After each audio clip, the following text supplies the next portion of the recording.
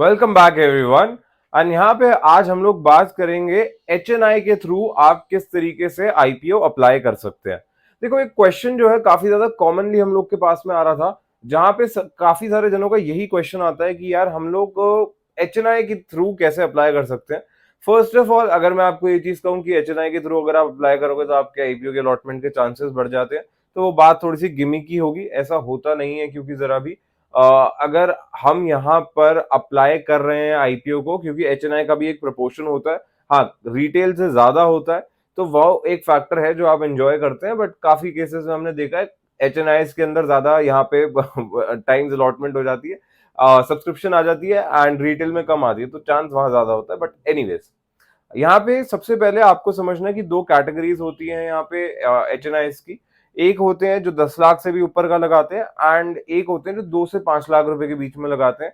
तो हम आज बात करने वाले हैं 2 से 5 लाख रुपए की कैटेगरी के बीच में।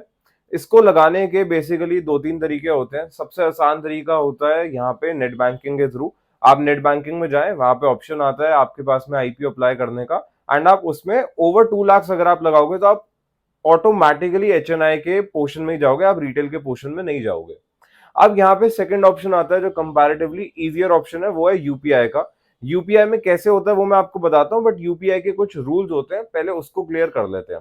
देखो, होता गया है यूपीआई के केस में, बैंक्स की हर बैंक की अलग लिमिट होती है। जैसे मैं, मेरे पास पर्सनली जो मैं बैंक यूज करता हूँ, वो जो है मुझे अलाउ करता है ओवर 2 लाख रुपीज पे यूपीआई पे मैंडेट लगाना। बट काफी बैंक्स, मेरे फ्रेंड का ही एक बैंक है, वो अलाउ नहीं करता है।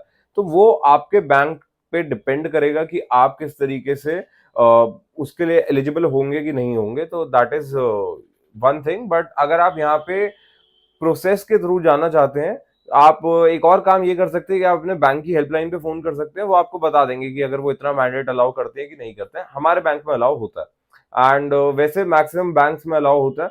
किस प्रोसेस के थ्रू आप लगा सकते हो, तो हमने किस किस के थ्रू लगाया मैं आपको बताता हूँ। जरोधा मेरे हिसाब से अलाउ नहीं करता है। मैंने एंजल वन और मोतीलाल ओसवाल के थ्रू लगाया, ये दोनों जने तो अलाउ करते हैं।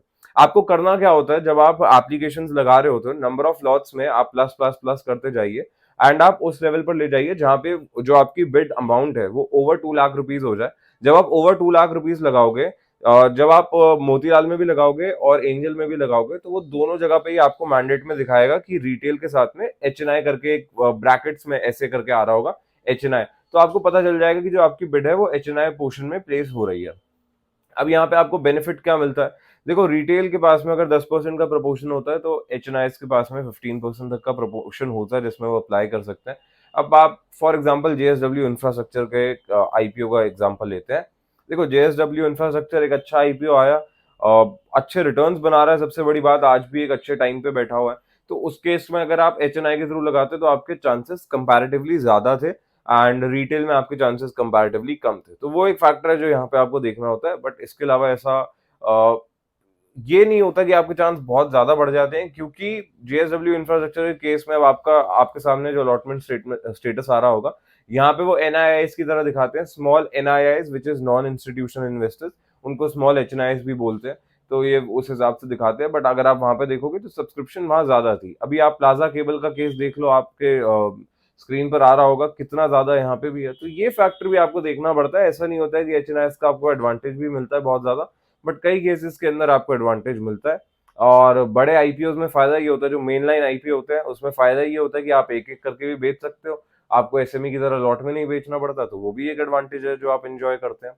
उम्मीद करता हूं कि आपको वीडियो इन्फॉर्मेटिव लगी होगी। आपको कोई भी डाउट रह गया इस पर्टिकुलर क्वेश्चन रिलेटेड कि एचएनआईएस के थ्रू कैसे लगाते हैं, या और कोई भी क्वेश्चन हो इसी के अराउंड, आईपीओ के अराउंड, तो please do let us know in the comment section below, and we'll be more than happy to answer all your queries, and I'll see you in the next episode. Until then, thank you.